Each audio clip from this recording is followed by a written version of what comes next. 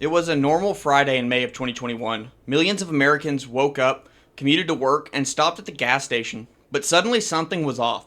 Prices at the pump are spiking, stations across the southeast have long lines, and by nightfall, some stations are completely out of gas. News breaks: the largest fuel pipeline in the United States has been shut down, not by a natural disaster, not by an accident, but by hackers. This was the Colonial Pipeline ransomware attack. A single compromised password on a remote access account triggered panic across the country. Gas shortages, government emergencies, and a ransom worth millions of dollars paid out in Bitcoin. This wasn't just another breach. This was the moment the world realized cybercriminals could hold critical infrastructure hostage. To understand why the Colonial attack mattered so much, we need to know what Colonial Pipeline actually is. Colonial operates a 5,500-mile system that stretches from the Gulf Coast of Texas all the way up to New Jersey. It carries nearly 45% of the fuel consumed on the East Coast: gasoline, diesel, heating oil, jet fuel. At full operation, it transports 100 million gallons of fuel per day. Colonial is what we call critical infrastructure. If it goes down, everyday life grinds to a halt. Cars can't refuel, airplanes can't fly, truckers can't deliver goods, and hospitals, emergency services, and military bases, all of them rely on the constant, steady flow of fuel. The vulnerability of this kind of infrastructure had been a concern for years. Security researchers had warned that industrial control systems, pipelines, power plants, water treatment facilities were being digitized and connected to corporate networks without the proper safeguards. These systems were built decades ago for reliability and efficiency, never imagining they'd need to resist hackers. Colonial Pipeline fit this exact profile. A company with enormous fiscal importance, but a soft digital underbelly. The chain of events began on May 7th, 2021. Early that morning, Colonial employees discovered that their business systems were encrypted by ransomware. Computers flashed ransom notes demanding payment. The attackers identified themselves as affiliates of DarkSide, a Russia-based ransomware as a service group. By that same day, Colonial made the drastic decision to shut down the entire pipeline. Officially, the operational technology, the pumps and valves, hadn't been directly compromised. But Colonial couldn't be certain.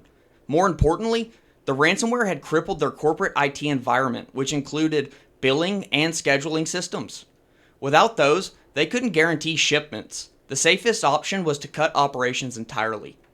The consequences hit immediately. Within hours, news spread across local and national outlets. By May 8th, panic buying began across the southeast.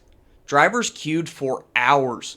Some stations ran dry overnight, and by May 9th, over 1,000 stations were empty. By May 10th, that number had grown to over 10,000. Gas prices spiked to their highest level in 7 years. In states like North Carolina, 70% of stations were out of fuel. On May 12th, Colonial admitted they had paid the ransom. The payment was 75 Bitcoin, roughly 4.4 million at the time. The company said it was necessary to obtain the decryption tool.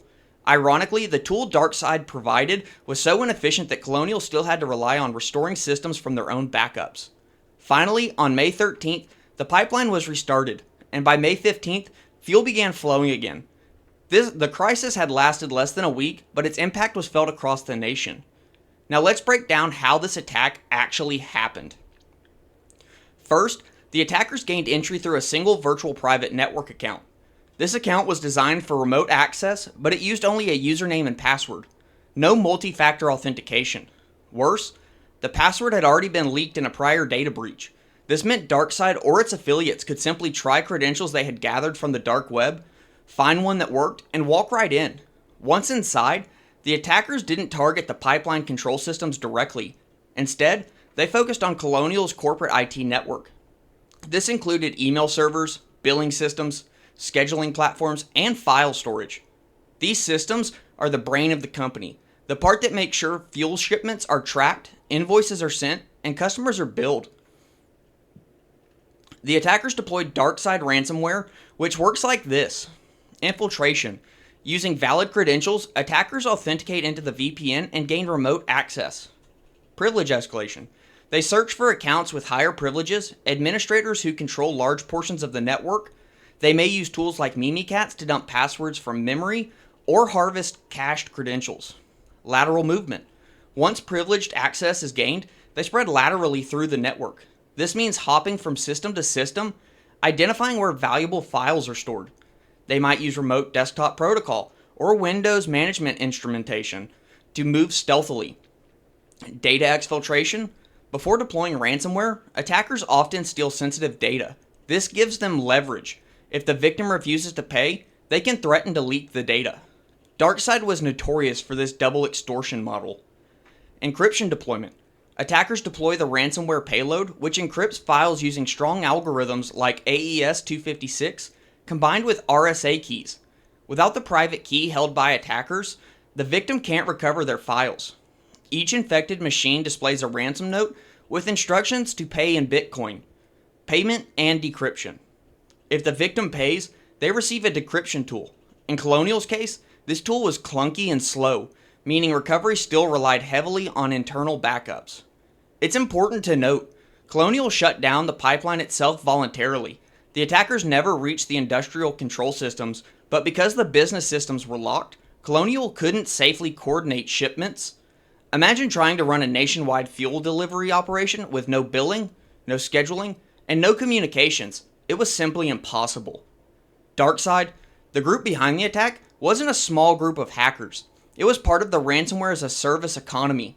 They built the malware, leased it to affiliates, and took a commission from successful attacks. They ran their operations like a business, even offering customer service to victims and PR statements, claiming they avoided hospitals and schools. Colonial showed the world that this criminal business model was scalable and dangerously effective. The Colonial attack caused chaos. Over 10,000 gas stations ran dry. Lines stretched for blocks. Social media was filled with images of people hoarding fuel, sometimes dangerously, pouring gasoline into plastic bags.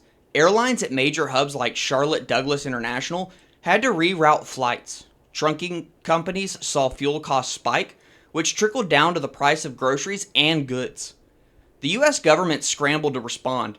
The Department of Transportation issued emergency waivers allowing fuel to be trucked longer distances.